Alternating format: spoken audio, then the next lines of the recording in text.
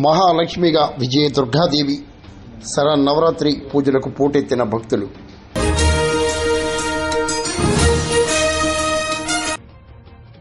కాకినాడ జిల్లా సంపరక్షేత్రంలో శరన్నవరాత్రి పూజలకు పరిసర ప్రాంతాల నుండి దుర్గాదేవి ఆలయానికి భక్తులు పోటెత్తారు.